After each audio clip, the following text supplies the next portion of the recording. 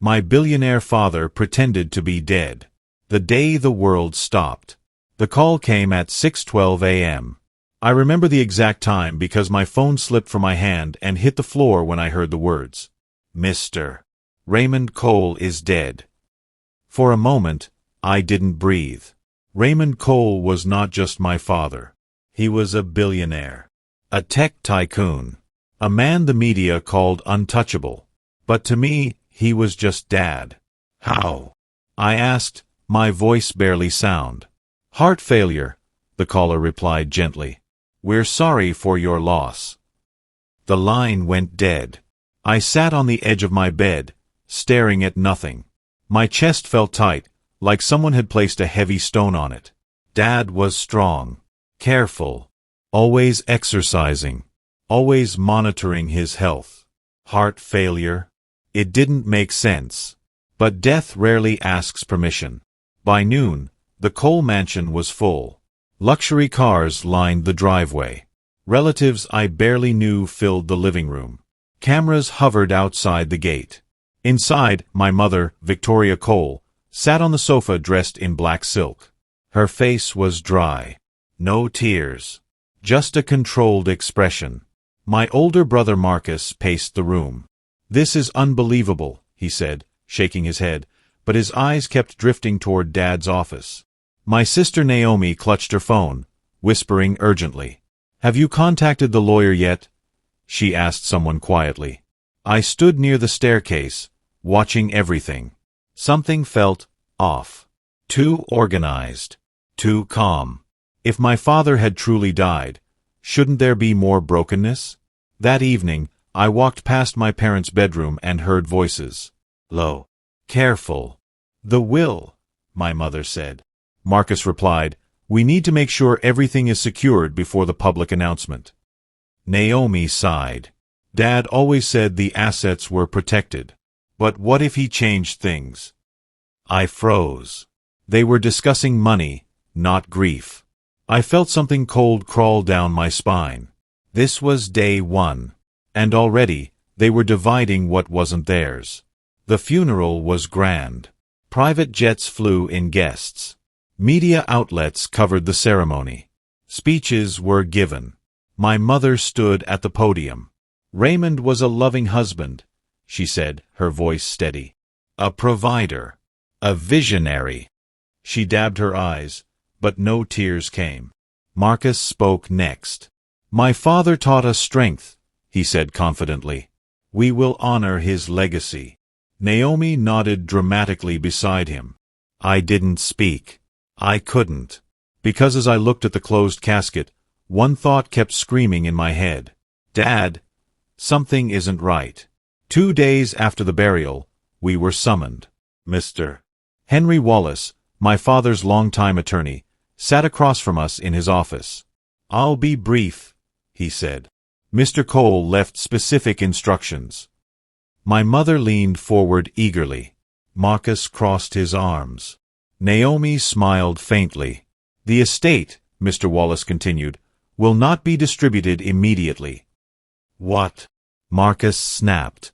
There's a waiting period, the lawyer said calmly. And a condition. My mother frowned.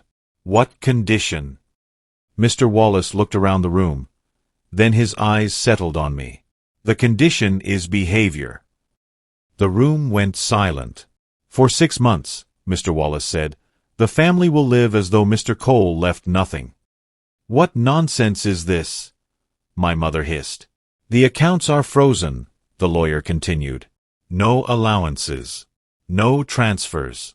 No special access. Naomi gasped. That's impossible. Marcus slammed his hand on the desk. My father wouldn't do this. Mr. Wallace's voice was calm but firm. Your father did exactly this. I said nothing. But inside me, a strange realization began to form. Dad, what were you trying to find out? The first month changed everything. Staff were dismissed.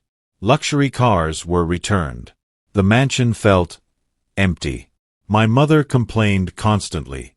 This is humiliating, she said one night. How could your father embarrass us like this?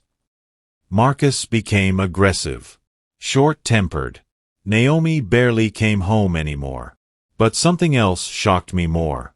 No one talked about missing him, only about missing the money. One quiet evening, a man knocked on my door. Older, simple clothes, familiar eyes. "Hello," he said softly. "I'm looking for you." "Do I know you?" I asked. He smiled. "You do," he said.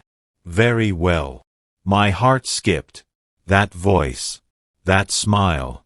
"Dad?" I whispered. He nodded, and everything changed. My hands were shaking as I locked the door behind us. My father sat on the couch like a stranger in his own house. Smaller somehow, quieter.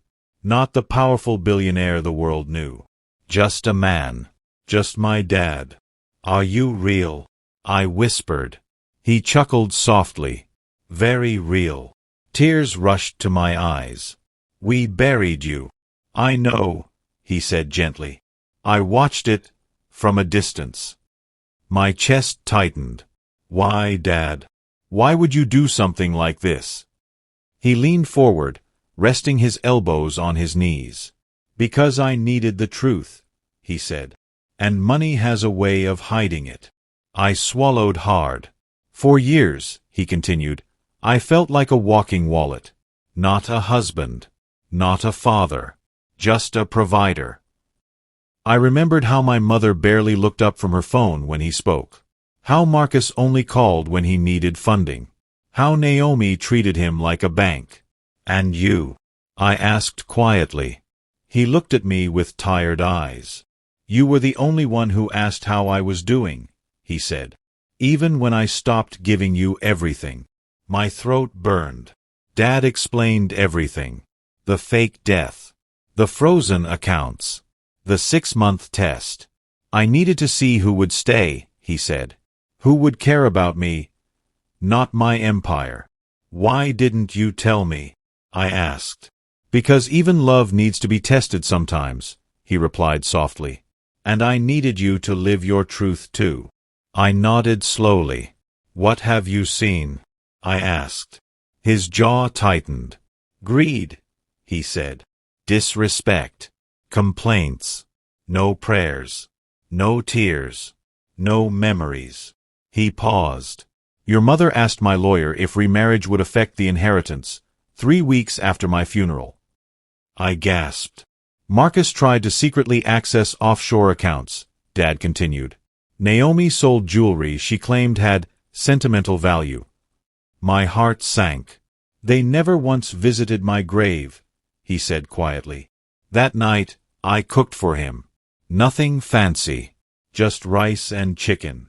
He ate slowly, smiling. "I forgot what simple food tastes like," he said. "You chose this," I reminded him. "I did," he agreed.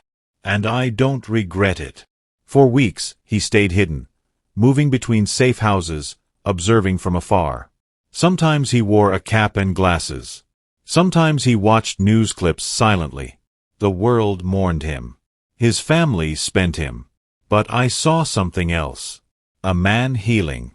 One afternoon, my mother came to my apartment unexpectedly. She looked tired, angry. "Why are you living like this?" she snapped. "You should be fighting the lawyer. You're his daughter." "I loved him," I said calmly.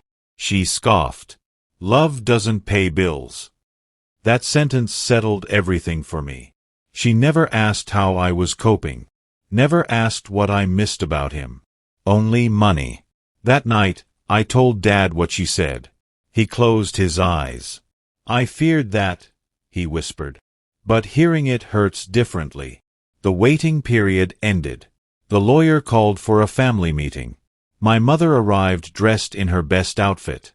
Marcus wore confidence like armor. Naomi smiled like nothing had happened. They expected money. They got truth.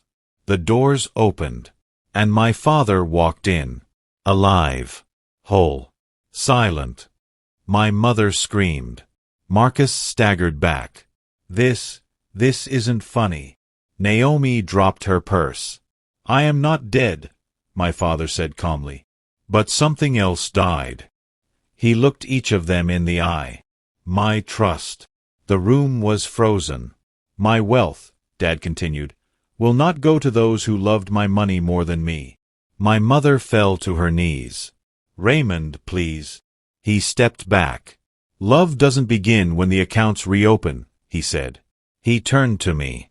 And the one who loved me when I had nothing will inherit the future. My heart stopped. I didn't take everything. I helped rebuild schools, scholarships, community centers. Dad stayed close. Not as a billionaire. As my father. The mansion was sold. The name remained, but the meaning changed. Because real wealth isn't money. It's loyalty, truth, and love that stays when the fortune disappears. No one spoke after my father finished. The room felt hollow, like all the air had been sucked out. My mother was the first to break down. Not gently. Not quietly. This is cruelty, she cried. You humiliated us in front of the world. My father's voice was steady. I was already humiliated. Every day I was treated like a bank instead of a husband. Marcus clenched his fists. You ruined my life. No, Dad replied. I revealed it. Naomi whispered. People will laugh at us. My father looked at her sadly. You worried about laughter when I was worried about love. They had no answers. Only regret. The media exploded. Billionaire fakes death to test family love versus greed. The Raymond Cole experiment. My siblings tried to spin the story. Interviews. Statements. Excuses. But the truth was too clear. They sued my father. They lost. The court ruled that everything was legal. And public opinion was brutal. Sponsors dropped Marcus. Naomi lost her social influence. My mother became quiet, isolated. Money had kept them powerful. Without it, their voices faded. Months later, my mother came to see me again. This time, she looked smaller. I miss him, she said softly. I watched her carefully.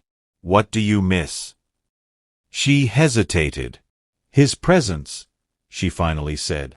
It wasn't perfect, but it was honest. I can't change the past, she added. But I want peace. I nodded. Peace starts with truth.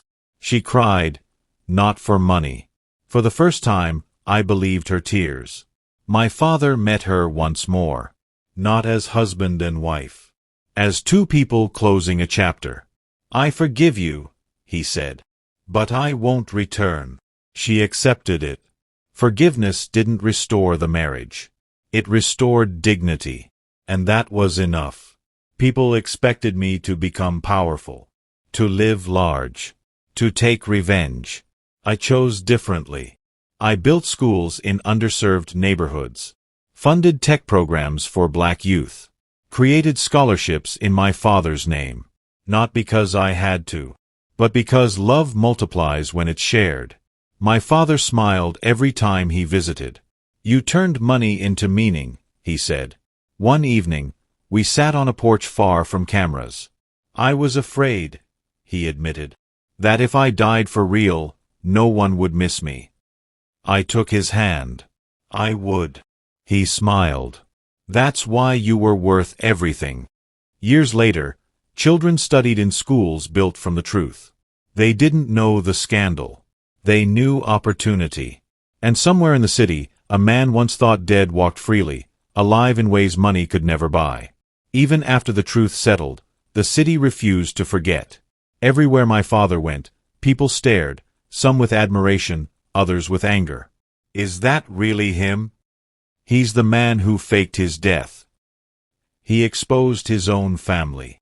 To the public, he was a mystery. To me, he was still just Dad, ordering tea instead of champagne, wearing simple shirts, choosing quiet streets over red carpets. But peace doesn't come all at once. Sometimes, it comes in pieces. Marcus didn't handle the loss well. Without the money, Without the influence, he became restless. He blamed everyone. The media. The court. Me. "You think you're better than us now," he said one day when he cornered me outside a cafe.